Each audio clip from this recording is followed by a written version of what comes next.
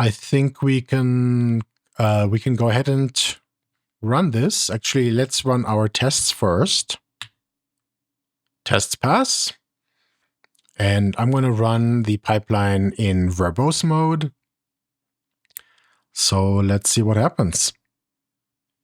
By the way, while it's running, I'm going to leave this as an exercise for you to implement.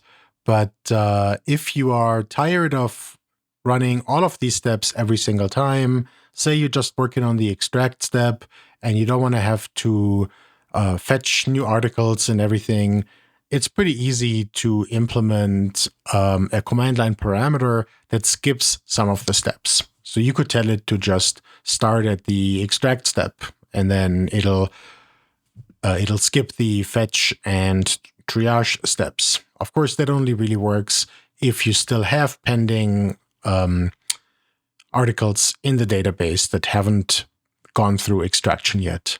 So there's a lot of things you can do to tweak the pipeline. So don't hesitate to experiment. All right, the pipeline just finished. In full disclosure, this took a little bit over an hour, actually. Now, this isn't terribly surprising because we're basically processing 3 days worth of data here, because we had run the fetch pipeline once, then ran fetch and triage a couple days later. And now we did another fetch, triage, and extract.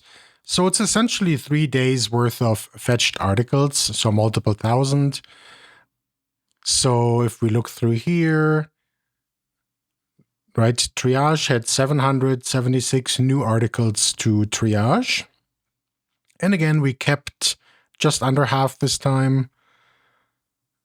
And then extraction, we actually had 131 batches, so 1,300 articles, basically, something like that.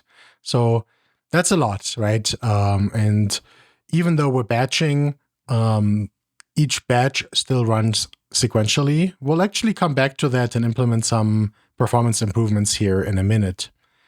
Let's first make sure that everything worked, though.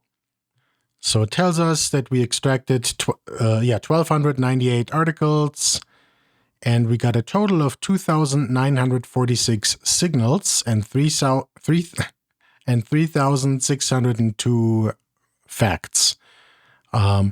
At first glance, that actually looks like a lot. I think we could probably do some prompt engineering to tell it to be a little bit more discerning about what signals to keep and not. So that'll be another improvement that we probably want to make. But let's first make sure the data looks good. So we can pull up our database. Okay, so here's our article insights. So as you see, we have business signals and market facts, each as JSON objects. Make this a little bit bigger. Oh, there we go. Down here, we see the details. So for this article, we have a headline: Geopolitical Fracturing and Supply Chain Vulnerabilities. And the description is: geopolitical conflicts are highlighted as a primary cause of broken supply lines, reminding the world of scarcity and its economical impact.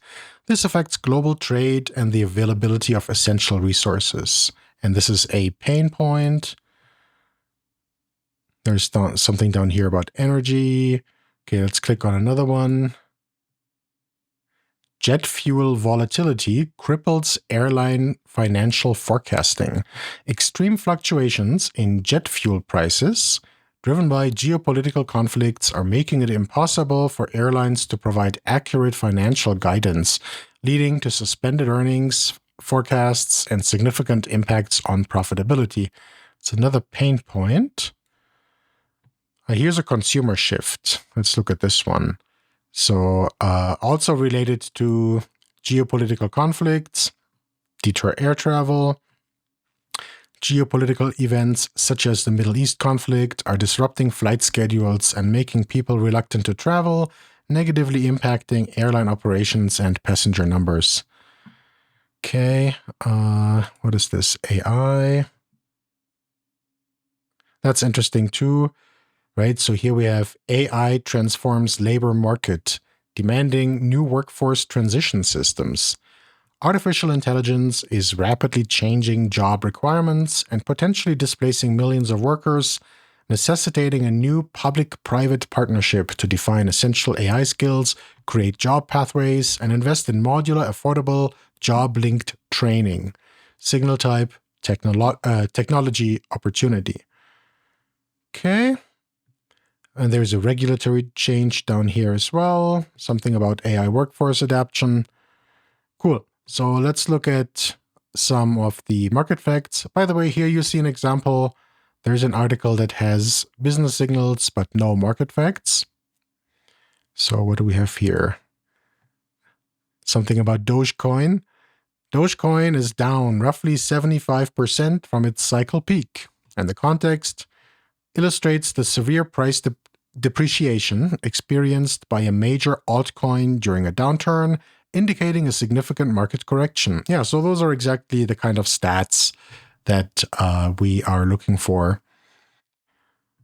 Let's scroll down a bit more.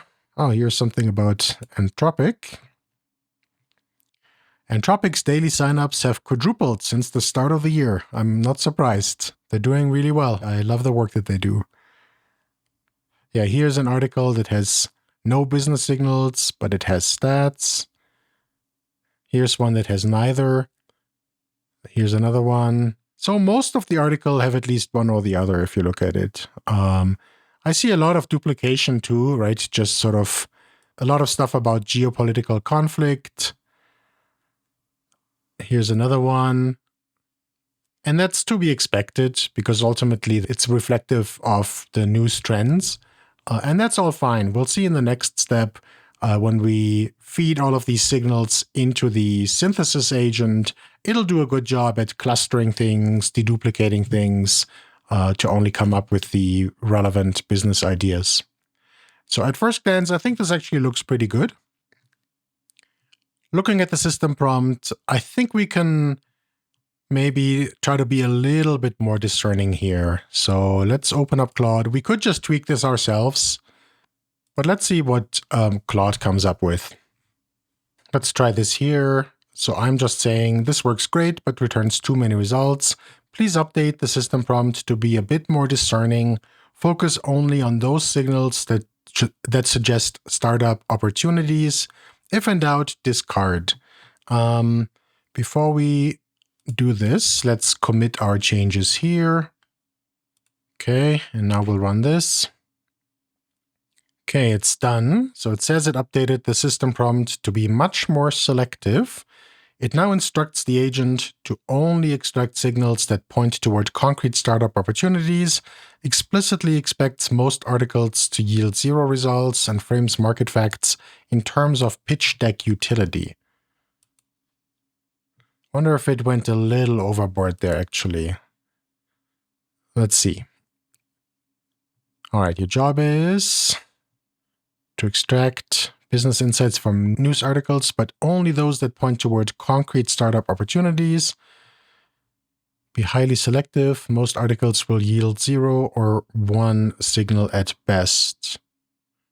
I think that's a little bit too restrictive, actually, because the goal of this step isn't to figure out the startup ideas yet. That'll happen in the next step as we cluster things together and so on.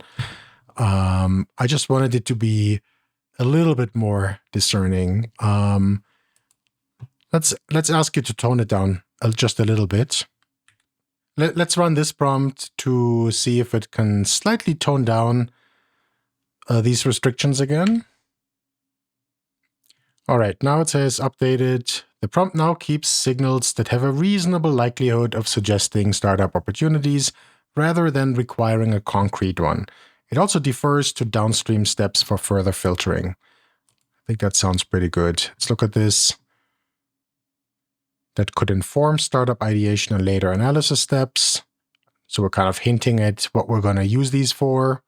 Be selective, but not overly restrictive. Include signals that have a reasonable likelihood of suggesting startup opportunities, even if the connection is not yet concrete. Skip signals that are purely informational with no entrepreneurial angle. When in doubt, included. Downstream steps will filter further. I'm actually going to say, when in doubt, skip it. And let's see. All right. Returning 0 signals and 0 facts for an article is fine when nothing relevant is present. Aim for quality over quantity. All right. That seems like a pretty good middle ground. Let's just run it once. This should be pretty quick because it hasn't been that long since we fetched articles. So there shouldn't be a huge amount. Well, we did actually get 803 new articles. So during the week, there's definitely more volume than over the weekend. Oh, never mind. So we got 803 articles total, but most of those were duplicates that we had already retrieved earlier. So that makes a lot more sense. So we actually only had to triage 27 new articles, kept 9. All right. So now we have our new business insights. Let's update this here in version control. Take another quick look in the database at the most recent ones. What's this here? Something about Beehive. Beehive reaches more than 400 million readers each month. Okay. Food safety scandals. All right. I'm going to leave it as is. This all looks totally reasonable.